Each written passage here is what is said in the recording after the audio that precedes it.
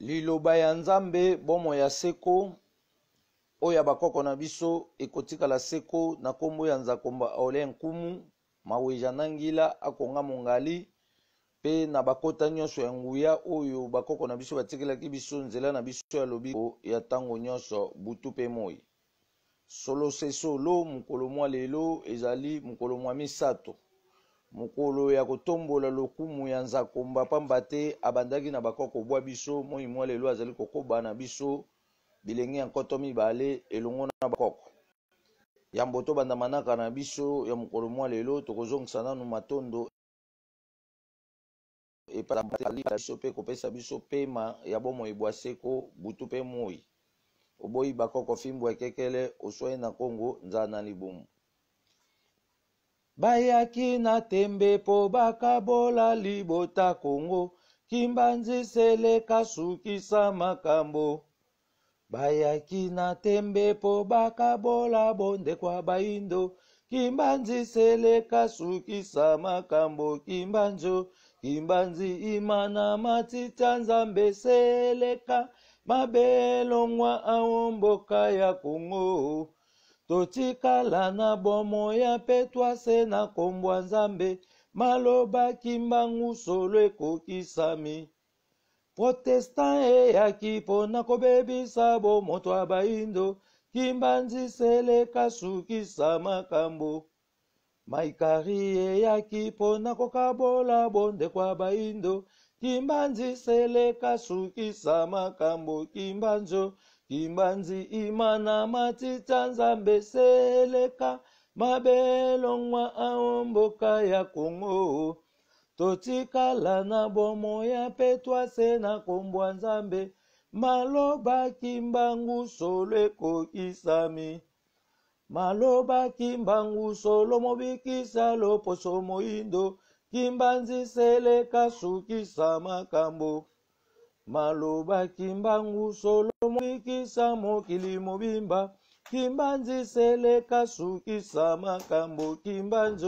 kimbanzi imana matita nzambe seleka mabelongwa aomboka ya kongo totikala na bomo ya petwase na kombwa nzambe maloba kimbangu solo ekokisami tala mapasi na bitumba pe minyoko na mboka nyonso ya bakoko mabeza kolandalanda kaka biso na nzambe nde elongeza tala bapasi na bitumba pe minyoko na mboka nyonso ya baindo mabeza kolandalanda kaka biso na nzambe nde elongeza kimbangu mobikisi mokili mobimba kumisa banso bandimeli nzambe na nguya lolendo kembo nzambe kembo yokolinga mokili mobimba kumisa banso bandimeli nzambe na nguya lolendo kembo nzambe kembo yokolinga tala libota neza konyokwama moyindo po yotikaki nzambe ya bakoko sala nyonso ozongela nzela ya bakoko bomo ya seko yo kozwa tala libota neza konyokwama moyindo po yotikaki nzambe ya bakoko sala nyonso ozongela ya bakoko bomo ya seko yo kozwa kimbangu mobikisi mokili mobimba kumisa banso bandimeli nzambe na nguya lolendo kembo nzambe kembo yokolinga mokili mobimba kumisa banso bandimeli nzambe na nguya lolendo kembo nzambe kembo yokolinga nga nalukaki yo na molili buji na maboko nga namonaki yo te moyengali na mangengenge natali na moni mobikisi na nga lokumwa nani lokumwa nzambe ya bakoko nzambe mozalisi matondwa nani matondwa nzambe ya kimpavita nzambe mozali tika toyembela nzambe ya bakoko nzambe mozali nzambe ya bakoko nzambe atonda na nguya ye nzambe mozalisi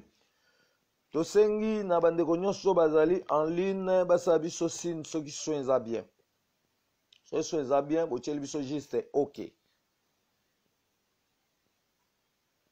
PV ya Kongo ekopesa sango na bato na kombo ya Nzambe beglize nyonso ezokangama lisanga ya bato ya mabe mazisya na bandoki kuna nde bapesaka bekuluzu na bameme yebaka ndeko ekuluzu elembo akufa keba keba keba keba keba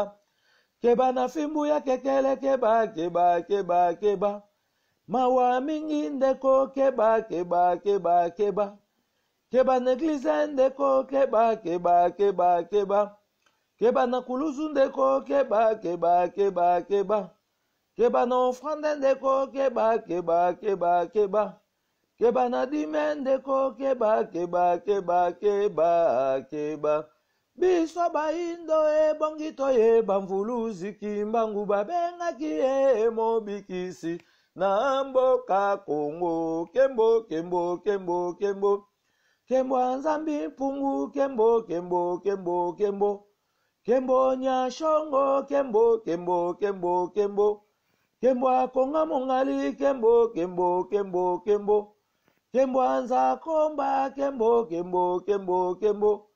kembo abakoko kembo kembo kembo kembo kembo kembo ndeko ndeko nanga zongela Nzamba bakoko na yo ndeko nanga zongela Nzamba bakoko na yo bungi Nzamba bakoko landi Nzamba mikanda obebi ndeko bungi Nzamba bakoko landi Nzamba Bible obebi bakoko na biso bayebaki Nzambe na mikanda te o bakoko na biso bayebaki Nzambe na Biblia te o bakoko na biso bayebaki Nzambe na koranike te o bakoko na biso bayebaki Nzambe na minoko nyonso ya Kongo bakoko na biso bayebaki Nzambe na minoko nyonso ya Afrika bakoko bakongo babelelaki ye Nzambe ya mpungu tulendo bakoko baluba babelelaki ye mvidi mukulu ndeko bakoko atetela babelelaki ye onya shongo ndeko bakoko abangala babelelaki ye ole nkumu nzakumba ndeko ndeko nanga zongela Nzamba bakoko na yo ndeko nanga zongela Nzamba bakoko na yo bungi Nzamba bakoko landi Nzamba mikanda obebi ndeko obungi Nzamba bakoko landi Nzamba mikanda obebi bakoko na biso bayebaki Nzambe na mikanda te o bakoko na biso bayebaki Nzambe na minoko nyonso ya Kongo bakoko bangala babelelaki ye nzaka komba ole nkumu bakoko baluba babelelaki ye nza vidi mukulu ndeko bakoko bangala babelelaki ye ole nkumu nzakumba bakoko bakuba babelelaki ye chema unga mbunga ndeko ndeko nanga zongela Nzamba bakoko na yo liloba ya Nzambe bomo ya seko oya bakoko na biso ekotikala seko mokolo mwa lelo ezali mokolo ya misatu kasi tozolobela baprojet ya liloba ya Nzambe pamba te liloba ya Nzambe ya bakoko na biso eye na principe na caractère ya logique fonctionnelle oyo bakoko na ngana batambwisaka makambo etali bomoto pe bomoyibwa bango mobimba na ngonga oyo tokomi na ngonga ya kotia mayele na biso na expérience na yango pona elakisa bakapasité parce que bapesa ye biso makambo makambo wana sikoyo ifo tosala en sorte ke emonana na miso ya bato mpona bato bandimela biso pe bandimela Nzamba bakoko lokumu nyonso oyo ngana oyo tokopesa mpa Nzamba bakoko na misala pe na makambo ndenge na ndenge nde ekokangola pe ekobikisa ekolo na biso mobimba to pe libota ya bayindo nyonso oboyi bakoko fimbo akekele oswani na Kongo nzala na libumu parce que tant tozolobela projet elingi olobaka biso tozosalela Nzambe na kati ya nature vrai sens akosalela Nzambe yango wana parce que soki osalela Nzambe na kati ya bamikanda ya bahistoire ya bapaya overfie yango te okotambola na badémagogie mpe vi na yo ekotelengana ti lobi kuna okufi otiki ata trace ya vie te kasi lokola bakoko na ngana yo balakisa ye polele ete Nzambe oyo akabelaki bango likolo nse apesaki bango bomoto oyo esengeli totika batrace yango na mokolo lelo tolobi ke tolance projet ya liloba nzambe parce que premier projet liloba nzambe tobandaki yango na koma ngongele depuis 1995 esengaki bamikanda esalema tosalaki bamikanda et 1997 mot d'ordre epesami abanda kosangisa biso bajeune apesi mbele elaka bato nyonso toyokamelaki topusana ye pembeni na ye après tokoti na étape ya misala parce que nzambe oyo azanga misala elingo bake bokoma bamandian ndenge lelo église catholique aza mandia parce que azokoexploite mbongo ya mabonza nzoka nzambe azali riche de riche apesa ye biso mokili na ye ofele kasi alobi mpo biso mpe tokóma bariche il faut tozwa sikoyo définition ya biloko na ye tobanda kosalela yango mpe toluka tobanda koexploite yango mpo tobongisa sikoyo programme déterminé ya vie na biso mobimba yango sikoyo biso toza na procédure wana ya koluka ndenge nini tokomettre en place vie sociale ya loposo moyindo mpona tolongwa kati na kotelengana kasi tose prendre en charge fasi ya bomengo nyonso oyo epesamelaki biso na nzakomba na mambo etali projet ya liloba ya nzambe mpe développement lelo tolobela nanu projet tomoni ete tosombi 10 hectares ya mabele 10 hectares wana ya mabele tolingi todémarre misala parce que premier projet tobandaki na koma ngongele tokendaki tozwaki baterrain plus ou moins 22 terrain ya minene minene tosalaki jardin social des messagers eza place ya étude tobengi en fondation Mvulus Kimbangu esika oyo biso bamessager tosambelaka premier lukongolo toyei kosala 6e cité kuna ezalaki jardinage toyei kosala bois noir comme villa des messagers baete eza kuna banzete oyo tolonaki ebota bambuma toyei kozwa plantation ya baluba tozwi 19e site tozwi 20e site 21e site 22e site tozwi na basite ya liberté kuna na plateau bateke oyo tobandeki kosalela bamisala ekolona bamadesu mpe banzete oyo ebotaka bambuma siko banda koma ngongela tika biso misala na elala pongi fonctionnement ya malonge eza te 13 ans yango oyo kuna na Kinshasa par rapport ya biso bato totikalaki na continuité wana ya mosala koma ngongele yango biso siko tolance deuxième projet ya 10 hectares oyo biso tosombi mpo na misala oyo biso tokosala siko ana 10 hectares oyo elamusa misala ya kokoma ngongele esika elalaki pongi. Voilà notre objectif. Oboyi bakoko fimbo ya kekele oswa na kongo nzana na libumu. Na makambo etali ba projet tokoloba boye. Pona kosala projet na principe na caractère obiso totamboa nango esengeli kosala otozobenga lokwa faisabilité ya projet wana. Pe ko déterminer revenu du projet. Pona koyeba nini tokosala na rendement pona aboutissement emonana. Pamba te projet sans faisabilité aboutissement ekomonana te pe ekotambola mobulu. Ça veut dire pona tovandisa makambo ya projet obiso tozolobela toza na faisabilité du projet. Projet nyonso oyo tokosala il faut eza na faisabilité pona rendement emonana to pe aboutissement emonana mais il faut tozala pe na détermination ya projet. Ketango tozosala likambo songolo pona bolamu na biso nyonso aboutissement wana nini tokosala nango na makambo oyo biso toyei kosala yango tobike pona kosala projet esengeli kosala faisabilité ya projet wana pe kodéterminer revenu du projet pona koyeba nini tokosala na rendement ya récolte pona aboutissement emonana. Pamba te projet sans faisabilité aboutissement ekomonana te pe ekotambola mobulu. Oboyi bakoko fimbo ya kekele oswaye na Kongo nzala na libumu. Lokola projet na biso ezali ya misala ya bilanga. Biso nyonso toko travailler na acte d'engagement. Il y a département du travail. Parce que nous avons 444 départements. Il y a le travail. Nous avons un département agriculture. Nous avons un département élevage. Nous avons un département pisciculture. Nous avons un département ba construction toza ba département belé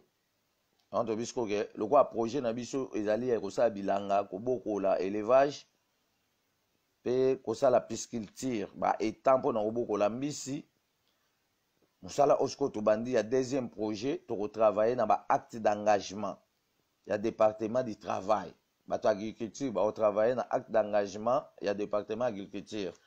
bato élevage bakotravaille na acte d'engagement ya département ya élevage bato ya pisciculture bakotravaille na acte d'engagement ya oyo tozobenga lokola pisciculture dans le département ekotravaille na acte d'engagement na yango mpona kosala misala oyo tozoloba mpe résultat emonana ya malamu esengeli tozala na bachargé du travail mpona encadrement ya mosala mpe kolakisa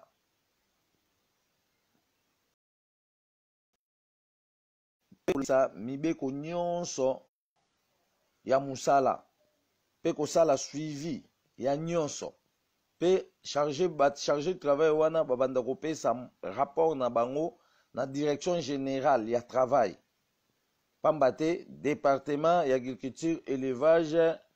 pisciculture construction mpe bongo na bongo ezali sous les injonctions ya direction du travail général oyo babengi métier et le travail oboyi bakoko fimbu ya kekele oswali na Congo nzala na libumu a tozopesa nde plat d'action ya ndeni tokotambwisa makambo na biso parce que makambo oyo tozosala mpona bolamu ya bato nyonso to créer vie sociale de façon moto nyonso ase retrouvaka na revenu ya oyo tobanda kosala mpe oyo tozosala tolobi ke yango nde mite kolamusa sikoyo misala oyo tosalaki na koma ngongele oyo elali pongi to mpe etelemi na nzela mais tosalaki déjà une grande partie oboyi bakoko fimbu akekele oswali na Kongo nzala na libumu donc yango tolobi ake misala oyo biso tokosala mpo toréussir yango malamu esengeli tozala na bachargé du travail mpona encadrement ya mosala mpe bango nde bando kolakisa bato bazosala mosala mibeko ya mosala mpe bando kosala suivi ya nyonso mpe babando kopesa rapport na bango na direction générale du travail babengi métier et le travail pamba te département ya agriculture élevage pisciculture construction mpe badépartement ndenge na ndenge ezali sous ordre ya direction du travail général oyo tobengi métier et le travail. Objectif du projet. Objectif ya projet na biso ezali développement pe évolution ya misala ya liloba ya nzambe ya bakoko na biso pe vie sociale ya bamembre nyonso pe salaire na biso nyonso elongo na bamembre oyo bazali na matricule oyo bakufa en exercice pe mabota na biso pe mabota na bango. Ça veut dire musala oyo tozosala po elobi kuna ezwa biso prise en charge ya vie ya bato nyonso oyo bakufa en exercice bakozala reconi toujours na musala oyo récompense bando kozala mpona bato nyonso ndenge toyokana na koma ngongele selon mission oyo mvulusi kimbango atindaki biso ke soki tozwi baterrain tosali misala na kati ya baterrain wana tokozala na basite mosusu oyo tobanda kokabola baoffre ya kimbangu mvulusi ke towana baterrain mosusu oyo tokaboli mpe mutu nyonso azwi lupangu na ye atonga na ndenge oyo alingi mais liloba ya nzambe nde eoffrir bato parce que tozali na koma ngongele apesaki offre wana na tous les messagers tokabolaki plus de 340 parcelles ngam nakabolaka yango à l'époque kuna na cité oyo biso osalaki ya badara seke baterrain nyonso biso tobanda tokozwa baterrain na baprovince nyonso mpona kosivandisa misala na biso mpe tokozala na bato oyo banda kosala misala wana tobanda kofuta bato donc eza société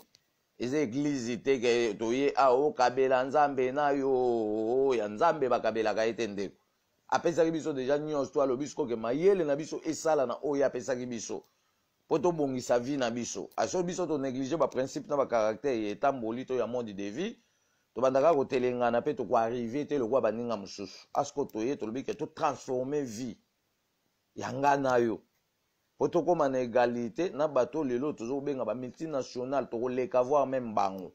parce que biso toye na injustice te kasi toye na justice ya nzambe mpona tous les peuples du monde. Oboyi bakoko fimbwa kekele oswai na kongo nzala na libumu. Donc objectif ya projet na biso ezali développement pe évolution ya misala ya liloba ya nzambe ya bakoko na biso pe vie sociale ya biso nyonso ba messager to pe ba membre nyonso pe salaire ya batu nyonso elongo na bandeko na biso o bakufa en exercice kazaki messager oza numéro matricule numéro o to pesaka ya société. Ça veut dire numéro na wana eza lokwa identité na yo to bando kolandela génération de génération bando kopesa mutu na mutu salaire na ye même na ba famille o ekozala na kati ya ba descendance. Oboyi bakoko fimbwa kekele oswai na Congo nzala na libumu. Premier projet ya liloba ya nzambe ya bakoko na biso yango nde o tosalaki na koko mangongele. Kuna tozwaki engagement ya 22 terrain pona toyeba clarité des affaires esengeli tosala o tobenga lokwa réhabilitation ya basite nyonso tozwaka na koko mangongele pe tokosala contrôle du travail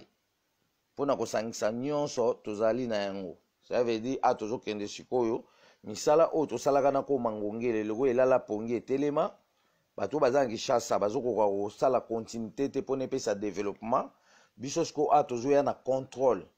ya misala nyonso pona koenregistre o toza na yango pe kosala réhabilitation ya basite wana. Donc kopesa loi to pe logique nini oyo totambolaka na yango pe ndenge makambo nyonso wana tosalaki esengeli etambola parce que na kati wana tolona ye banzete oyo ebota bambuma. Objectif ezalaki banzete wana soki ebandi oproduit bambuma wana tokosalela yango dépôt mpona kobomba bambuma mosusu wana tokotekisa mpo mbongo ekotaka mbamo na caisse générale ya liloba ya nzambe ebanda kozwa soin ya bato nyonso parce que même ko mangongela atiki famille wana biso moto tokosokipe na yango mais faut toza na organisation net oyo ebanda kolandela balogique des choses parce que eza likambo ya bato ebele eza likambo ya famille moko te. Oboyi bakoko fimbwa keke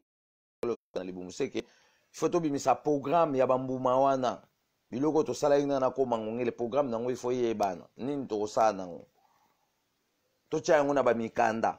mpona kolakisaka alokwa tolona ye banzete ebota bambuma alokwa ebandi oproduit ya bambuma na toando tekisa yango mbongo wana ekende mbamo na caisse générale ya liloba ya nzambe parce que bambongo wana yango mutu sikoyo ebanda kosunga bato bazokengela baterrain wana bato bazokengela misala na biso et tokobakisa misala parce que pour le moment baélevage ekufa ezalaka lisusu te. Maintenant tozalaki na ye moko mangongele tozalaki na baélevage mais sikoyo na baterrain oyo tozwi 10 hectares oyo tolancé deuxième projet expertise ya mabele ekosalemaka la mingi te parce que totindaki délégation mpona koyeba sikoyo tokoexploite mabele wana na nini biloko nini tokolona kuna. Eza deya projet tolancé yango tozodémarre yango na 2022 parce que tokoluka nanu kotia oyo tozobenga lokola baborne mpona kosignifie limite ya mabele na biso 10 hectares égale 1000 sur 1000 et na nsima tozosala construction ya ndako moko kuna oyo epermettre biso tobomba bamateriel tobomba semence tobatela mpe bomoi ya bato oyo bakoke travailler kuna seke tozocréer équipe à partir ya Kinshasa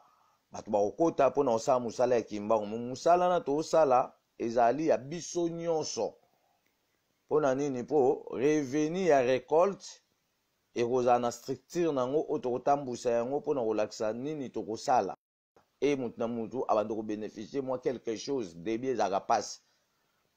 mais l'essentiel ke mutu tu abanda kobénéficie mwa quelque chose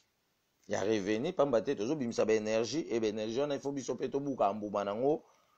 de retour. Oboyi bakoko fimbwa kekele oswai na kongo nzala na libumu donc yango tolobi ke premier projet ya liloba ya nzambe yango tosalaki elongo na koko mangongele mpe tozwaki baterrain ebele kasi baterrain ntango ya kufaki bamfumu bakomaki komenase biso babotolaki baterrain mosusu mais oyo totikala nango yango tobi sikoyo fo tosala contrôle ya koyeba sikoyo totikala na combien de terrain par rapport ya oyo bamfumu babotola Après tout ça, la réhabilitation. Il y a des sites qui doivent améliorer. Système, il y a fonctionnement, tout, il y a des terrains dans le parce que terrain, il faut correspondre à l'idée générale, il y a concept. Il y a limoni seli, il y a boanyana maele koko mangongele. Oboyi bakoko fimbo kekele, oswaye na kongonza na libumu. Et sengeli na biso ko élaborer programme déterminé. Il y a production des arbres sur vente pour na mbongo wana ekotaka na caisse générale ya liloba ya Nzambe pe ndamu ya fruit wana ekota na conservation des produits pour na transformation chimique. Kosala ba jus, kosala ba poudre parce que na kati ba mbuma wana toloba déjà que pomme rouge ya onde basalela yango ba poudre. Dans ce toloni pomme rouge, to pe sa formule nini auto ko sangisa poto sala poudre. Ya marque nyonso to tia yango na identité ba koko na biso. Tozela soute que to sala ka poudre européenne azo sala po yo poza mutu face à la nature, mutu na mutu il faut à se démontrer na ba capacité oyo et ko permettre a bongo la ba nature wana et servir. C'est ça la loi naturelle oyo Nzamba tiaki à la portée de tout le monde. Oboyi ba koko fimbo kekele oswaye na kongonza na libumu. Quand on bien sengé na biso ko élaborer programme déterminé ya production des arbres sur vente pour na mbongo wana ekotaka na caisse générale ya liloba ya Nzambe pe conservation des produits naturels pour na transformation chimique kosala ba jus kosala ba poudre kosala ba biloko ndenge na ndenge parce que banzete lokwa tolonaki il faut tozala na détermination ya production ya biloko de tosalaki na koma ngongeli ezala deja na mikanda mpona kolakisa revenu ya babiloko wana misala nino ebanda kosala mpo totambola na logique oboyi bakoko fimbo akekele oswaye na kongo nzala na libumu esengeli kolandela production des étangs mpona kobimisa poissonnerie de l'homme noir kosala bamakayabu kosala bambisa okauka mpe mpona kogarantir alimentation bantu to mpe alimentation de l'homme noir. Ça veut dire baetan eza kuna baetan wana il faut kolandela production des étangs parce que nyonso toanda kosala sikoyo il faut ezala contrôler il faut barapport nango etambolaka parce que eza sikoyo makambo ya bato ya libanda na bato oyo baza na intérieur ya mboka c'est que yango tobika tokotravaille na baacte d'engagement contrôle ekozala eza mosala ya bato nyonso mais totambusa yango sikoyo na mibeko oyo ezokogere direction générale ya travail babengi yango métier et le travail antobi sikoyo po tosangisa deuxième projet oyo tobandi ya 10 hectares na premier projet oyo tobandaki elongo na koma ngongele esengeli tosala yango na contrôle mpe tosala réhabilitation donc eza na batravail oyo tokosala wana na kati mpona apport ya malamu ezala entre biso na bandeko ya Kinshasa mpe toloba yango déjà ke mpo totravaille ensemble na bandeko baza na Kinshasa esengeli tovanda tosala bastructure ya ndenge nini makambo ekotambola torespecte principe na caractère wande rendement komonana wande aboutissement komonana mais travail oyo ezangi faisabilité biso toboyaki yango tolobaki ke tokotravaille mosala sans faisabilité te il faut bandinga bandima tosala bafaisabilité ya baprojet elelo bakomobenga mpe ebele kati na bango bakomi ondima mais on sait comment tokogere makambo wana nyonso avec baloi mpona toyeba ndeni tokotambusa makambo oyo nyonso tozoloba oboyi bakoko fimbo akekele oswaye na kongo nzala na libumu na kati ya projet na biso ezokoassire biso na makambo etali assurance vie ya baye nyonso oyo bakengelaka basite mpe babiloko ya misala ya liloba ya Nzambe fo programme na bango ezala bato oyo batie bolingo ya kovanda na kati ya basite na biso kokengela babiloko ya misala nyonso oyo tobanda kosala il faut toassire vie na bango na kolia na pharmacopée oyo tobengi traitement traditionnel na oyo tobenga habillement pe na mwa makambo ya mike parce que misala ekosalema na banzete te kasi bato nde bakosala misala. Esengeli na biso tozala na un dépôt pe un entrepôt mpona kobomba produit pe transformation chimique ya baproduit naturel. Ça veut dire tant tozosala makambo oyo tokozala na badépôt. Dépôt wana ezali tolonaki masango wana soki ebimi eye toprésente yango motu nyonso amoni revenu ya misala na biso na nsima biloko wana evandi na kati ya dépôt ekotambola na baloi ekobima kaka bongo te sans que administration apesa aval. E biloko wana soki ekoti na dépôt administration opesa siko répartition des programmes. La répartition des programmes bazwi ndambo ya biloko babi to renforcer entrepôt po entrepôt renforcer siko transformation ya babiloko oyo toza nango chimiquement toza nango posa kosala koza ba denrée alimentaire kosala babiloko ndenge na ndenge ya bilei ya bana na biso ya biso moko parce que na kati ya ba mélange so tozwi déjà biloko oyo tozo kobenga lokola ba makemba ba banane tosangisi yango na ba poisson oyo tobenga lokola fumé to brailler yango donc eza déjà ba vitamine ya makasi pona nanu alimentation ka ya bana na biso moko par rapport ya évolution de croissance tokoyekola ba makambo a toujours classer nde makambo eza nanu en ordre. Tobandi deuxième projet pona kotombola bisika tosukaki na koko mangongele pona to réaliser concept général ya limoniseli ya yambo koko mangongele pamba te elobamaki pwelele ete makanisi na ye nde base ya continuité de programme. Ça veut dire asiko tolobi ke tokoti tobandi deuxième projet nde tolobi ke tosombi 10 hectares tobandi siko deuxième projet tokosomba baterrain partout tokozala na baterrain ntina balubumbashi ntina bakatanga partout na baprovince nyonso mpona to exploiter Congo. Parce que vrai lit ezali faut to patrouiller Congo to identifier biloko nyonso eza na Congo to zelaka sumu ndele te ayo episa biso ke to découvrir eloko boye bakoko daya batikaka cahier de charge oyo banda ko démontrer biso to ko révéler biso sous-sol na biso na makambo tu oyo toza nango. Asiko mpona to réussir makambo nyonso faut tozala na baterrain partout po to exploiter yango siko na bamisala tolongola chômage na kati ya mboka. Tozwa peuple na biso baza pasi to encadrer bango to kota bato ba métier du travail kopesa bato misala kopesa bato connaissance kobongisa oyo tozo kobenga lokwa stabilité ya mode de vie ya biso nyonso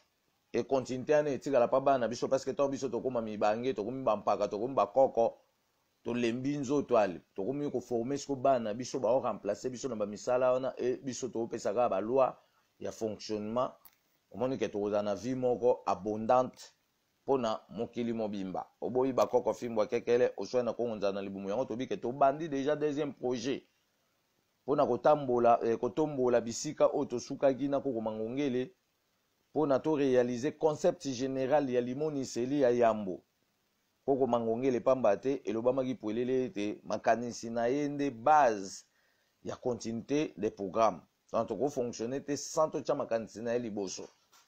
amate makanisi na ye yango wana nde makanisi ya mvulusi kimbangu oyo eye kati na ngai na yo mpo elibere biso na bowumbu oyo ezongisaka biso nsima à tout moment. Tosombi 10 hectares ya mabele égale 1000 mètres sur 1000 na commune ya Nsele kuna na plateau de Bateke. Première action to préparer délégation ezokende mpona kosala expertise ya terrain mpe koyeba eta ya mabele mpona koyeba nini oyo tokosala kuna wana ezali première plat d'action na biso tosombi 10 hectares et 10 hectares wana tolobi ke na commune ya Nsele kuna na plateau mpe na makambo etali première action to mpe plat d'action tosali totindi na expertise ya délégation oyo ekokende na terrain wana bientôt mpona kotala eta ya mabele mpona koyeba sikoyo nini oyo tokosala na mabele ya nini oyo tokoexploite na mabele wana.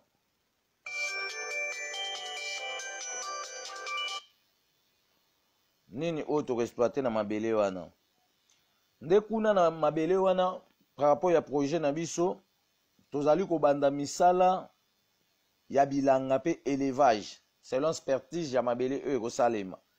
pe misala wana ekotambola na bastructure fonctionnelle ya direction générale du travail tobengi yango métier et le travail elongo na un acte d'engagement du travail mpona nyonso etambola na botosi pe bato banso batambola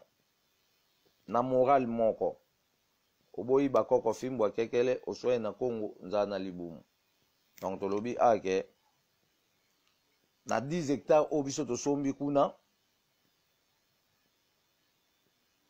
tozali kobanda misala ya babilanga pe élevage par rapport ya expertise ya délégation totindi oyo okende koexpertise mabele pe misala wana ekotambola na bastructure fonctionnelle ya direction générale du travail ya liloba ya nzambe tobengi yango métier et le travail elongo na un acte d'engagement motu nyonso aosala mosala wana aosigne acte d'engagement mpona totambola na droiture ya oyo ekozala na kati ya bastructure na biso mpona nyonso etambola na botosi pe bato banso batambola na moral moko kuna na hectare wana tokolona badiversité ya banzete oyo ebotaka bambuma parce que partout tobanda kozwa tokocreye mbamo basite ata tokoexploite yango intérieurement mais toloni nanu badiversité ya banzete na clôture banzete oyo ebotaka bambuma toloni bamangue toloni bambila toloni bacitron toloni baavocat toloni bakokoti toloni baorange toloni bapomme rouge toloni bamundenge toloni babitabe toloni bamakemba pe bongo na bongo na nsima toexploite siko intérieur ya terrain na kati ya intérieur ya terrain siko tokobanda olona bamanioc tokobanda olona baanana tokobanda olona bamadesu tokobanda olona baaubergine tokobanda kolona bandembi tokobanda kolona batomate tokobanda kolona bapilipili biloko wana nyonso so toza nango na récolte ekobimeke bawenze babandi koteka yango tobandi kokotisa mbongo embongo wana ebandi kogere nga na yo mutu batie na programme ya bénéfice ya revenu parce que eza makambo ya bato ebele lokwa tozotia baénergie ya nyonso tozosala elingi koloba ke elobama ye déjà ke mosala nyonso tokosala support d'argent tokozwa yango na mabele so toyebi sekra mabele tokolona biloko tokobimisa mbongo wana eza ya bakisi te ya koboma bato te donc eza mbongo ya bien embongo wana sikoyo ekozala na programme ya kosoutenir ba ONG ya kosoutenir ba fondation ya kosoutenir mboka ya kosoutenir biso moko ya kozwa bana na biso kotangisa bango kosala baekole mpona bana batanga sikoyo na programme na biso moko parce que ase moment la tokomi sikoyo na babudget ya fonctionnement tokomi osala sikoyo baprogramme tokomi oréalize bamakambo c'est ça oyo ezozela biso po tobayeke mokili ekufa te mais nous devons préparer vie moko meilleure mpona kogere bano tozobota parce que soki toprépare yango te lobi kuna tokotika baproblème na mokili oyo apres totika baproblème te biso ifo tovandisa makambo oyo po yango so ezwi biso en charge ekoéquilibre stabilité ya vie ya bato nyonso e tobanda esu koforce te moye tozala bangamba baningi ekozala te moye tokende kosalaka pa bato ezala te tokomi kosala biso moko na kati ya société na biso me botosi kaka na mibeko parce que moto anda kozwa part na ye ya salaire me mosala nde ezotambola par rapport ya oyo tokozala nango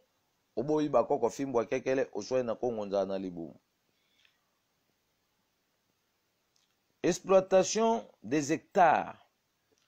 Le roi toza na 10 hectares.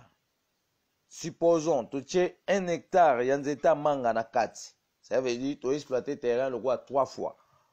Première fois toloni banzete oyo ebotaka bambuma na clôture ya lupango mobimba. Après tokoluka manière moko ya clôturer terrain na biso soit na ba fil barbecue parce que le roi toza na babilo kuna kati na ba élevage il faut na porte d'entrée. pour tout ezala sécurisé mais makambo nyonso tokosala yango petit à petit tokobanda nyonso mbala moko te mais toyebi siko lokwa toexploite terrain na 3 niveaux to na 3 temps tozwi premier temps toclôturer lupangu terrain wana na banzete oyo ebotaka bambuma. Deuxième temps tolobi tosala na lokwa eza 10 hectares tosalele mosusu 2 hectares ou bien 1 hectare ya mangue, 1 hectare ya avocat, 1 hectare ya safu, 1 hectare ya kokoti, 1 hectare ya orange, 1 hectare ya citron totie tokaboli bongo pona 10 hectares na kati sikoyo ya hectare wana kwa baespacement ezali tobandi sikoyo kolona par exemple 1 hectare ya manioc oyo ya bololo pour permettre biso tosala bafarine parce que po tosala bafarine de format il faut tozala na bamanioko wana ya bololo donc babiloko nyonso biso tokolona yango nde tondo osalela misala vis-à-vis ya connaissance divine oyo nzambe bakoko apesi biso. Na kati wana lisusu tokolona banana, na kati wana tokolona maïs masangu,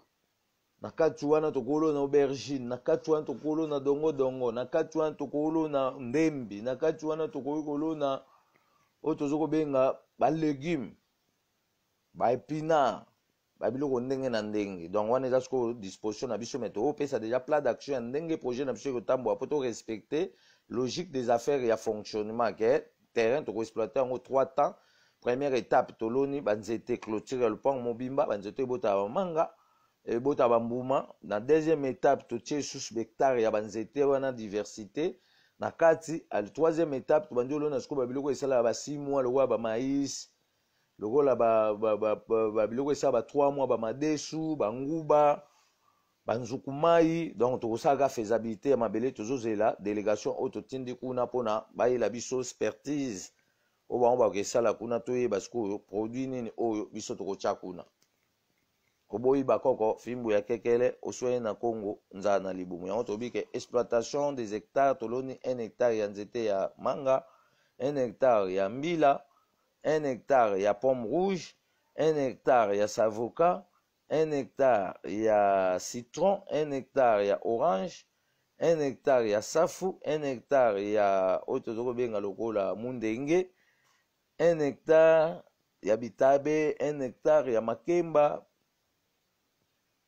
pe clôturer terrain. Pe clôture ya terrain ekozala sikoyo entouré na banzete oyo ebotaka bambuma. C'est ça l'objectif. Oboyi bakoko fimbu akekele osweye na Kongo nzala na libumu. Na kati ya hectare wana toloni lisusu 1 hectare ya nana, 1 hectare ya manioc ya bololo, 1 hectare ya manioko ya sukali, 1 hectare ya aubergine, 1 hectare ya dongo, 1 hectare ya oyo tozokobenga ya mbwengi, 1 hectare ya madesu, 1 hectare ya nguba, 1 hectare ya mbika, 1 hectare mpona tobanda kosala mpe kobanda koproduire bahuile ya nguba mpe bahuile ya mbika. Parce que na rôle ya chaque produit naturel tant tokoyekola na alimentation bantu pakona biso banda kolia mbika mingi parce que mafuta mbika ezokopesa efficacité na mikuwa. Siko mona bakongole ebele lelo to bato ebele lelo balia na bango mbika te parce que bayebi utilité mbika te lobi kuna mikuwa na bango ezala affaibli et ekoma na bablessure andoza toujours na baproblème ya mikuwa parce que ozoyeba ndenge orenforce mikuwa te nzoka nzambe lokwa asaki mikuwa na kati na banature oyo nyonso atie na kati ya mokili na kati ya alimentation biloko ebele oyo tozolia ezali koprotege mikuwa biloko ya zei ezokoproduire oyo tozokobenga lokola moelle épinaire mai ya mikuwa. Donc il faut oliaka mpe biloko ya zei mingi yango moi bako bando olia bambembe bando olia bamisili babando kolia babiloko oyo eza na bazei badongo mpona kobatela articulation. Mais lelo moto mwinda ayebi ne so alimentation na ye takomi kaka madia bilialia yango ezoboma biso noki asiko tolobeke te fo tozonga na fréquence ya mobimba ya bomoto na biso mpona tolongwa na bowumbu oyo. Oboyi bakoko fimbu akekele oswaye na Kongo nzala na libumu. Na baterrain na biso nyonso oyo tobanda kozwa tokozala na bagéometre mpona kolandela bandelo ya mabele nyonso tokozala na yango na baprovince nyonso pe na offre ya mvuluzi kimbangu esengeli tozala na basite d'offre mpona kopesa membre nyonso tu eteni ya mabele donc baterrain mosusu ekozala basite d'offre ke toza na baterrain eza cité ya mvuluzi kimbangu mais kuna tokaboyeli membre nyonso azwi eteni na ye mabele mais eza cité topesika badisposition ya construction nini oyo tokotya kuna ezala baart na modele ya bakoko na biso mpo ezala mpe na baharmonie oboyi bakoko fimbwa kekele oswani na kongo nzala na libumu. Acte d'engagement du travail ezali koloba ete mutu nyonso oyo akokende musala oyo tozobanda ya deuxième projet esengeli azwa prime d'encouragement pe atambola selon mibeko ya département du travail général ya liloba ya nzambe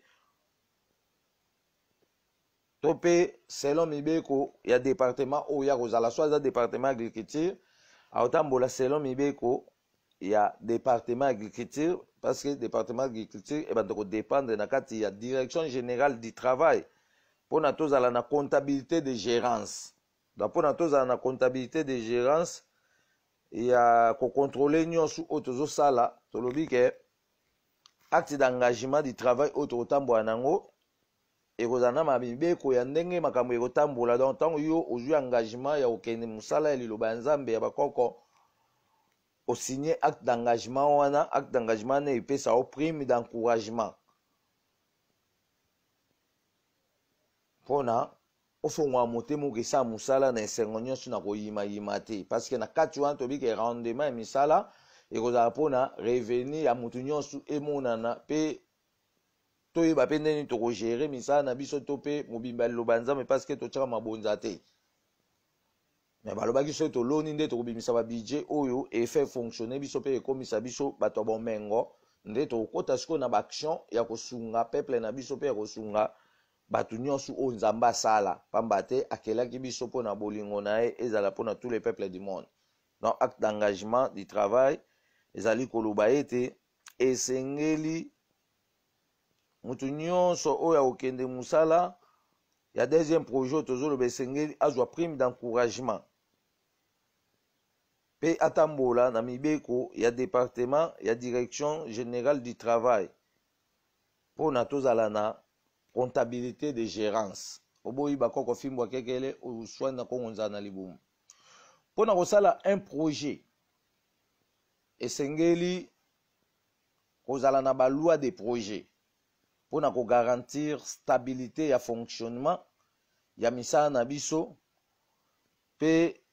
koconclure projet na ndenge elongo bani. Donc mpona tosala un projet esengeli tozala na baloi de projet mpona kogarantir stabilité ya fonctionnement ya misala na biso mpe koconclure projet na ndenge elongo bani. mpo tosala projet oyo tozoloba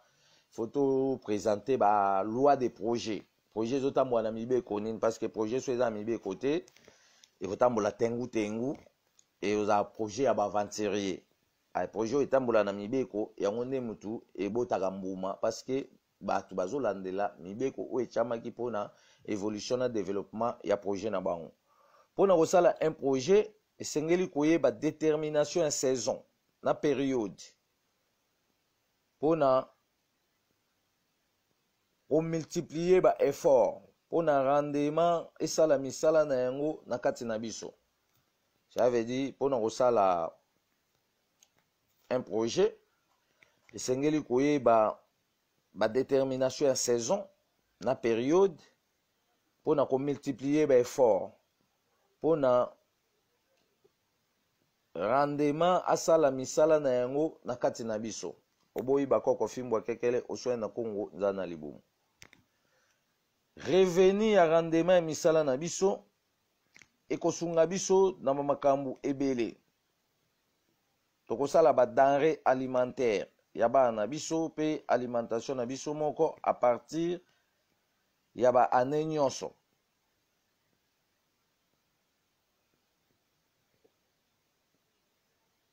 Pona kobatela évolution ya croissance d'élévation ya bomoto pe ya bomoi na biso mobimba. Donc mpona revenu ya misala na biso to pe revenu ya rendement ya oyo nyonso twanda kosala ekosunga biso na bamakambo ebele. Tokosala badenrée alimentaire ya bana na biso pe alimentation ya biso moko na ba age nyonso tu à partir ya baproduit wana nyonso biso twanda koproduire mpona kobatela évolution ya croissance d'élévation ya bomoi pe ya bomoto na biso mobimba. Na loi des projets esengeli kotosa baprincipe pe bacaractère ya chaque réalité mpona kotambola na botosi ya mibeko. Ça veut dire loi des projets ezali koinduire biso respecter kaka mibeko nde tobi ke na loi des projets esengeli kotosa baprincipe pe bacaractère ya chaque réalité mpona totambola na botosi ya mibeko. Musala esengeli etambola na respect des lois. Na respect des lois et la consigne du travail. Atambola ndi programme ya affiché à papier. Oboyi bakoko fimbwa keke lo soin na kongonza na libumu. Ça veut dire musala obiso tozo banda esengeli etambola na respect des lois pe na consigne du travail.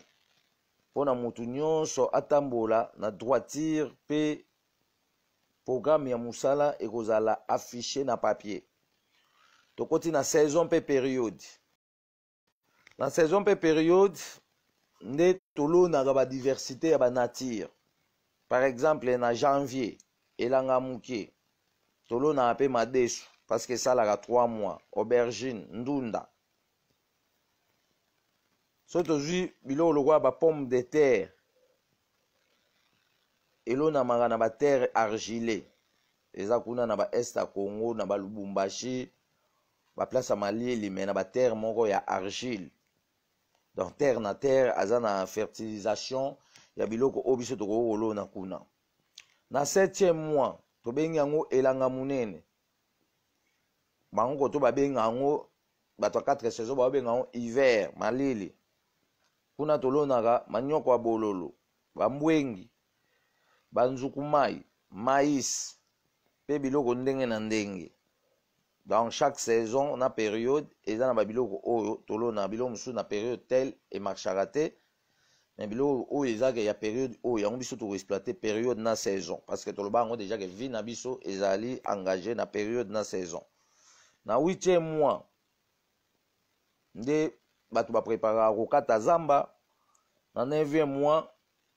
baloni masangu, aubergine, concombre, baloni éloge ya anana, kolona manioko ya bololo. Donc so to préparer zamba à partir ya 7e mois, 8e mois nde tokenda na préparation kata zamba et 9e mois nde to bandi siko kolona parce que so to kati zamba to tumbi yango moto matiti wana eziki après nde bore mabele toloni babiloko biso tozala nango sa. Tozala na ba pomme verte. Pomme verte elinga mingi bisika ya malili lokola na bakananga. Pomme verte elonamaka kuna na est ya Congo toujours. Tokolona ba pomme verte. Donc tant tokoma na ba possibilité tokozwa ba terrain ti na ba place oyo po to exploiter ba réalité oyo nyonso tu. Ndenge moko lokola pastèque elonamaka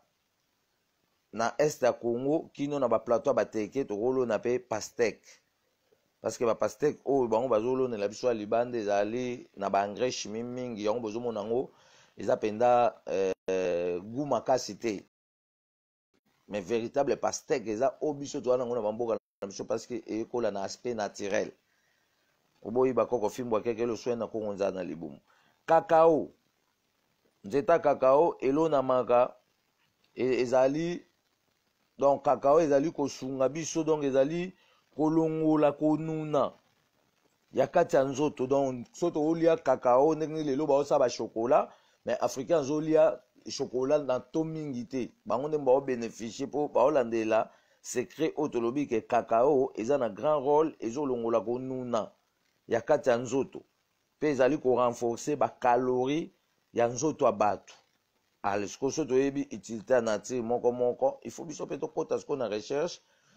ya koyeba siko ba capacité ba nature wana to pe to banda ko exploiter yango po to pesa bomoi na biso vi mulai. Mais so biso tika ikidi bato ozende bato basalelaka biso batindelaka biso baolesa biso ba poison et vi na biso ekowumela te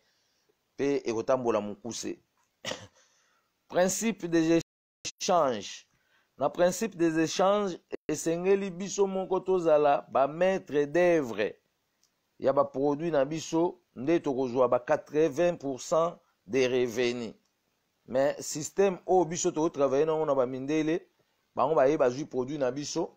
bake basali biloko après ba yeba tekeli biso, donc biso to travailler na ba 30%. Bango ba bénéficier ba 70% ba 80% parce que toza ba zoba to kansa méthode wana nde ekopesa biso rentabilité. Donc la méthode wana bando surcharger biso pe yando zong sa biso sima po produit batikela ngo mutu ta ko zwango ake ko transformer on ndenge na ye. Faut zonga na connaissance o bakoko ba transformer la ba produit pona to se développer ekopesa biso vitesse. Retard ezarate na technologie. Na technologie so yebi ke loko na o so na sangisi na osala boye ato bande osala artisanalement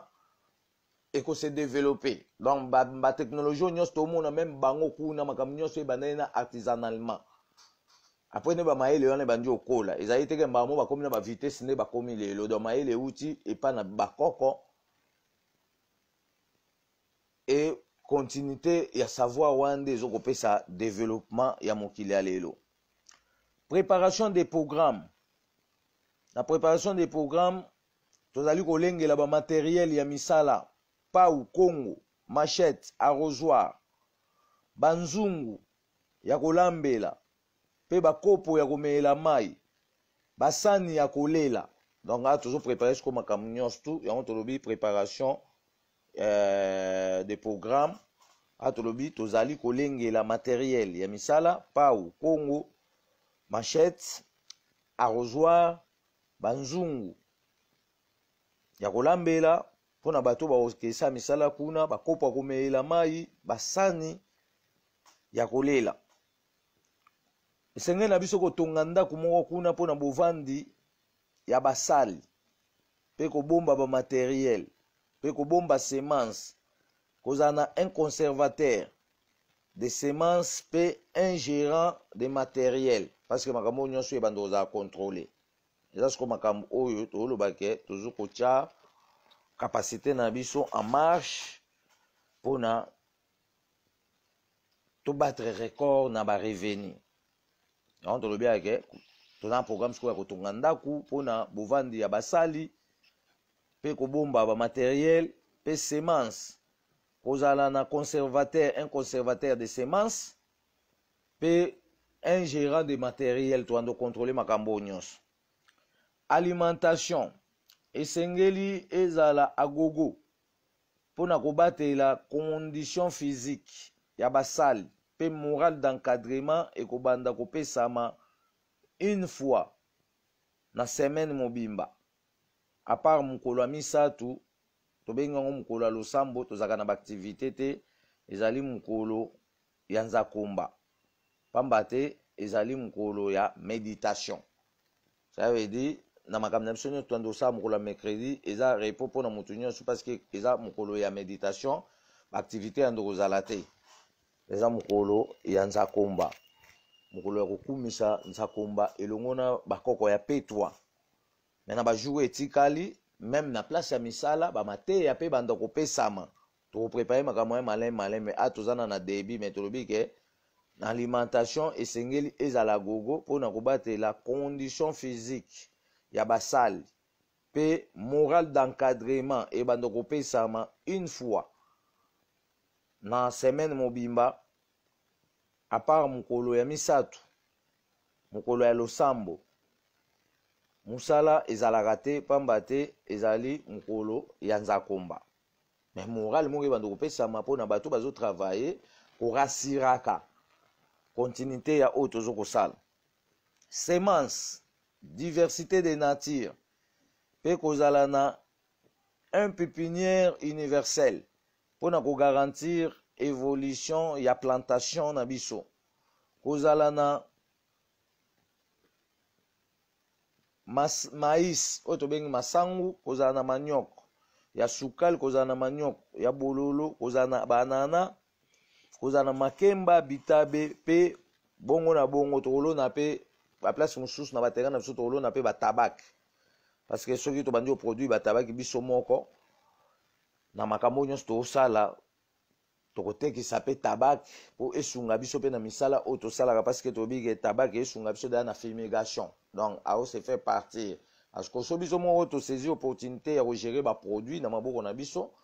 nde tokoganye sikoyo makambo nyonso. Mais so tokotika produit ezokende mpa bapaya biso toza na produit te, ça veut dire baoma dosela biso ya bapetite épaisseur, nzoka biso moko so toza nango tokosala ya bagrande épaisseur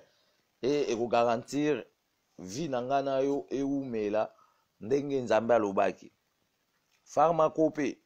mobembo nyonso ekozala accompagné na batu ya direction ya pharmacopée mpona kolandelaka soins médicaux ya bandeko oyo baokesa misala mpe babanda kotambola na bareserve ya baremede mpona batraitement. Ça veut dire voyage nyonso oyo ekobanda kosalema tokopesa bastructure ebanda kotambola na badélégation ya direction ya pharmacopée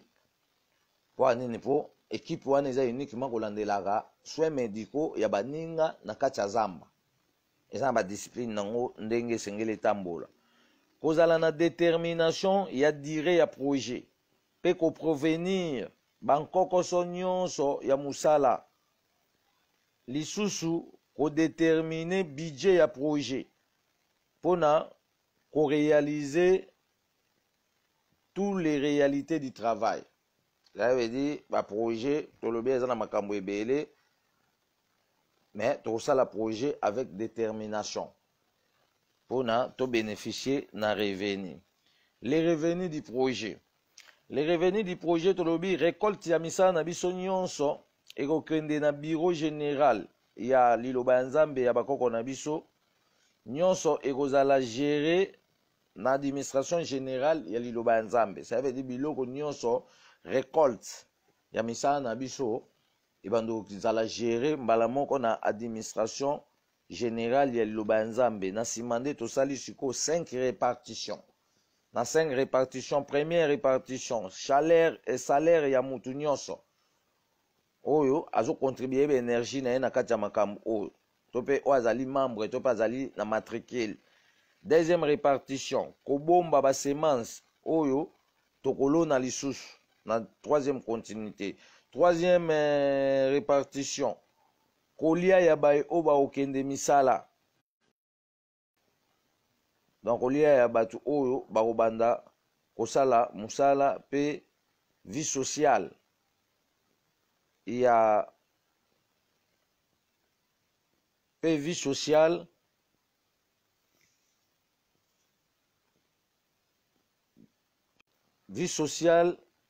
ya basite na biso nyonso. Quatrième répartition, vente des produits. Cinquième répartition, réserve des produits na entrepôt nde ekopesa biso créativité. Voilà ba programme oyo biso tozalaki nango na mokolo ya lelo yango wana. Après vente des produits, budget ekozonga na caisse générale mpona kotracer nouvel programme ya continuité. Donc mpona mokolo ya lelo tosuki na wana todétermine nanu parcours général to mpe todétermine lolenge vision na biso ezali sur base ya projet oyo touti kolobela tozobanda deuxième projet mpona elamusa musala ya kokoma ngongele ndenge etelemi esika moko. Oboyi bakoko fimbu ya kekele oswaye na Kongo nzala na libumu liloba ya nzambe bomo ya seko oyo bakoko na biso ekotikala seko. Papa naloma meyufula kabeto yoyo na nzamba banzenza sambuna iki ndombe menyo kwa makaka papa nalo mame yufula kabeto yoyo kimbangukele nani awana Kongo kimbangukele mvuluzi ya bandombe kimbangukele nani mvuluzi kimbangukele ya mokili mobimba lelele mvuluzi kimbangukele mvuluzi kimbangukele nani yoyo kimbangukele mvuluzi kimbangukele nani yoyo kimbangukele mvuluzi bamama kimbangukele nani mvuluzi kimbangukele ya mokili mobimba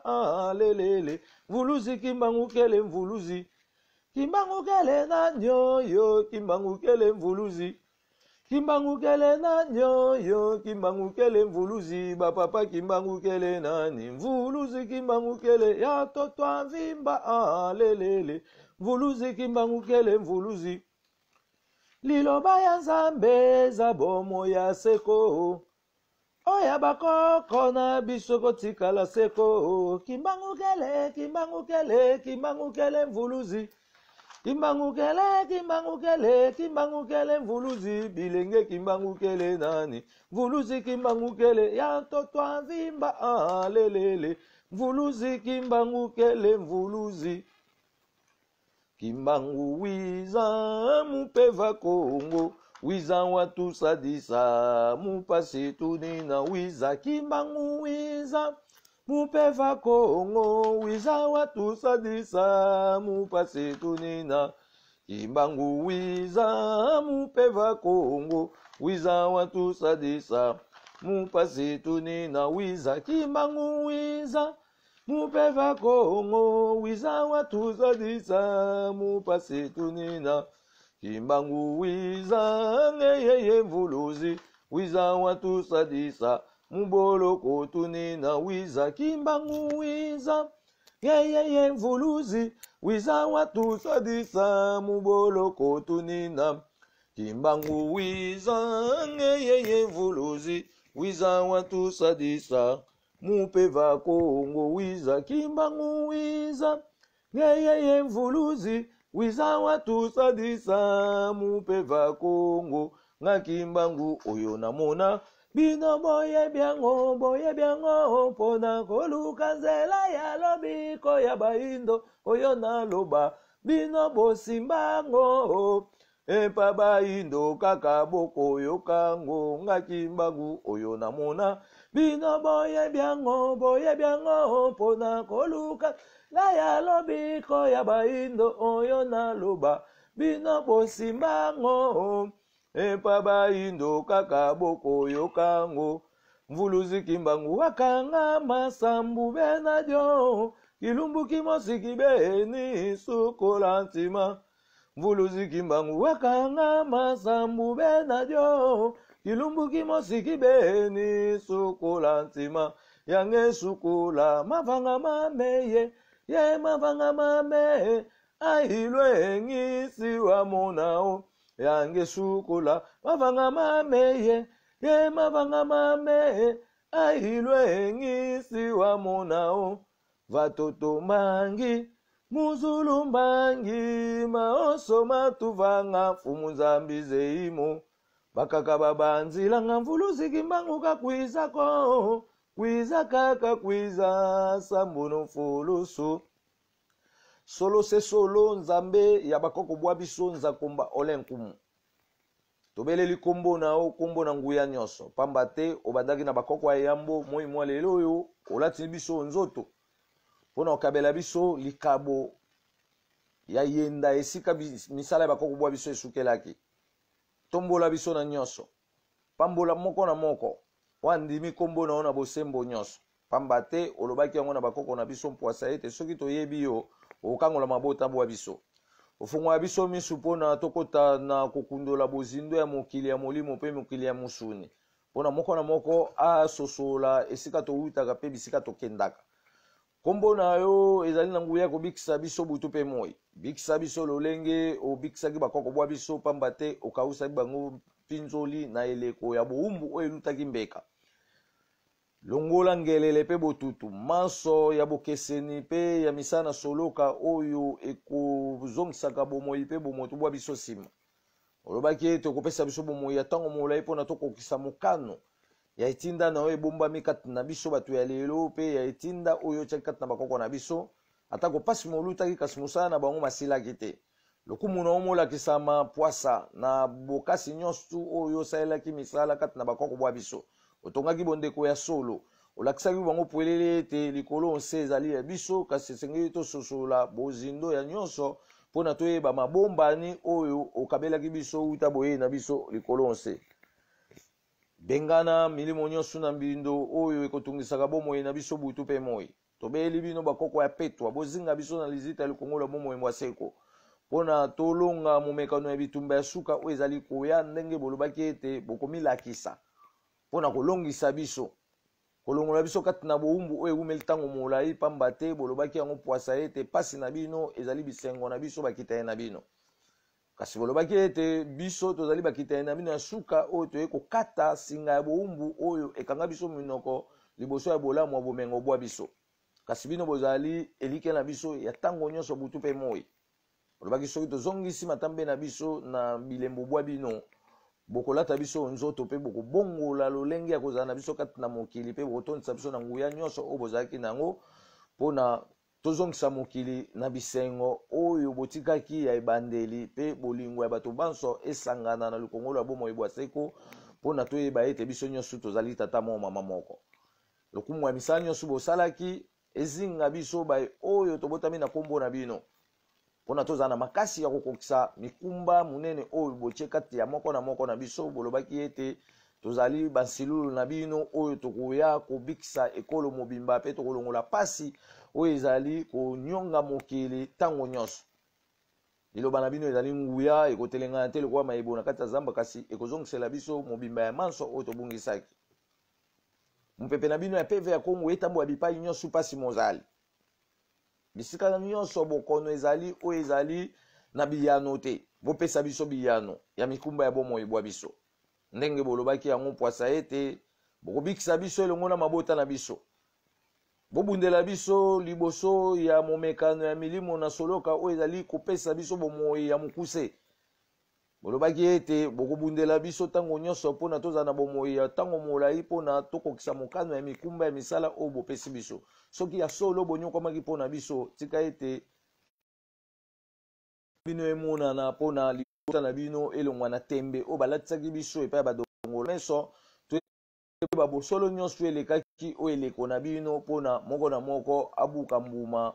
ya mapamboli ya bolamu ya bomoto bwaye na maboko lolenge etiamaki ete na bolali mpe bolamuki na biso nzakomba akokabelaka biso bolamu ya kino suka te mpona tozala na yango mpe tosepela na ye elongo na maso